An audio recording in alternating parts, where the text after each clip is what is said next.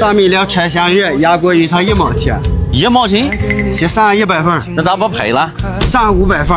？500份啊！哎呀，要不这的吧，今天是8月16号，我现在从8月16号开始，3人以上到店买桌压锅鱼头1毛钱，到9月28号。那咋是我还不够了呀？我不够，下午就买100个。行行啊，抓紧时间办啊！好好。这2天辛苦不辛苦？不辛苦。不辛苦，过2天辛苦啊！